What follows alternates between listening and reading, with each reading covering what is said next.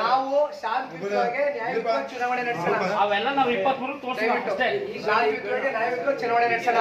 ಇವತ್ತು ಯಾರು ಏನಾದ್ರು ಮಾಡ್ಕೊಳ್ಳಿ, ಇವತ್ತು ಸರ್ಕಾರ ನಮ್ಮ ಕೈಯಲ್ಲಿದೆ. ನಾವೇನಾದ್ರು ತಪ್ಪಾಗಿ ನಡ್ಕೊಂಡ್ರೆ ನಮ್ಮ ಮೇಲೆ ಆರೋಪ ಬರ್ತಾರೆ, ಕಾಯ್ತಾ ಇದ್ದಾರೆ.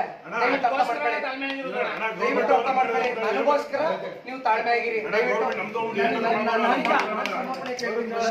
ದಯವಿಟ್ಟು ಬೇಜಾರು ಮಾಡ್ಕೊಳ್ಳಿ. ಇದಕ್ಕೆ ನ್ಯಾಯ ಸಿಗೋ ನೋಡ್ಬೇಡಿ. ಇನ್ನೊಬ್ಬರ ಹೆಸರು ಪಾಪಣ್ಣ ಅನ್ನೋರು 3 ಜನ ಅವರ ಒಂದೇ ಕುಟುಂಬದವರು ಅಂತ ಕೇಳ್ಪಟ್ಟೆ. ಅವರ ತಾಯಿಗೇನೋ ಔಷಧಿ ತಗೊಂಡು ಬರ್ಲಿಕ್ಕೋಸ್ಕರ ಅವರು ಹೋಗ್ತಾ ಇದ್ರು ಅಂತ ಕೇಳಿದೆ. ಪ್ರೊಸೆಷನ್ ನಡಿಬೇಕಾದ್ರೆ ಮಧ್ಯದಲ್ಲಿ ಯಾವುದೇ ಕಾರಣಕ್ಕೂ ನೀನು ಹೋಗಂಗಿಲ್ಲ ಅಂತ ಸ್ಟಾಪ್ ಮಾಡೋರೆ. ಇಲ್ಲ, ತಾಯಿಗೆ ಇಮಿಡಿಯೇಟ್ ಆಗಿ ಔಷಧಿ ತಗೊಂಡು ಹೋಗ್ಬೇಕು, ಹೋಗ್ತೀವಿ ನಾವು ಅಂತ ಹೇಳವ್ರೆ ನಮ್ಮ ಹುಡುಗರು. ಇವ್ರು ಅಲ್ಲೇ ಮಾಡೋರು ಅವ್ರ ಮೇಲೆ. ನಾನು ಒಂದು ಮಾತು ಹೇಳಲಿಕ್ಕೆ ಇಷ್ಟಪಡ್ತೀನಿ ಬಹಳ ಸ್ಪಷ್ಟವಾಗಿ. ಇವತ್ತು ಬಹಳಷ್ಟು ಆರೋಪಗಳು ಮಾಡ್ತಾ ಇದ್ದಾರೆ ನಮ್ಮ ಮೇಲೆ. ಇವತ್ತು ಇಂಥ ಒಂದು ಘಟನೆ ನಡೆದಿದೆಯಲ್ಲ, ಇದಕ್ಕೆ ಜವಾಬ್ದಾರಿ ಯಾರು ಜವಾಬ್ದಾರರಾಗ್ತಾರೆ?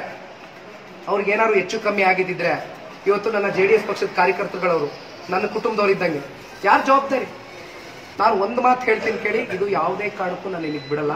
ಇಲ್ಲಿವರೆಗೂ ಚುನಾವಣೆ ರೀತಿಯಲ್ಲಿ ನಡೆಸಬೇಕು ಅಂತ ಇದ್ವಿ. ಈಗ ಈ ರೀತಿ ವರ್ಸ್ಟ್ ಮಾಡ್ಕೊಂಡು ನೀವು ನ್ಯಾಯಯುತವಾಗಿ ನಡೆಸ್ತೆ, ಶಾಂತಿಯುತವಾಗಿ ನಡೆಸ್ತೆ, ಈ ರೀತಿ ಗೊಂದಲಗಳು ಸೃಷ್ಟಿ ಮಾಡ್ತೀರಾ ಅನ್ನೋದಾದ್ರೆ ಬೆಳಗ್ಗೆ ನಾನು ಬಂದು ಮಾತಾಡ್ತೀನಿ. ಯಾವುದೇ ಕಾರಣಕ್ಕೂ ನಾನು ಸುಮ್ಮನೆ ಕೂರ್ಲಿಕ್ಕೆ ಸಾಧ್ಯ ಇಲ್ಲ. ನನ್ನ JDS ಪಕ್ಷದ ಕಾರ್ಯಕರ್ತರ ಮೇಲೆ ಹಲ್ಲೆ ಆದ್ರೆ, ನನ್ನ ಕುಟುಂಬದ ಮೇಲೆ ಹಲ್ಲೆ ಆದಂಗೆ ನಾನು ಯಾವುದೇ ಕಾರಣಕ್ಕೂ ಸುಮ್ಮನೆ ಇರಲ್ಲ. ಬೆಳಗ್ಗೆ ಬಂದು ಮಾತಾಡ್ತೀನಿ.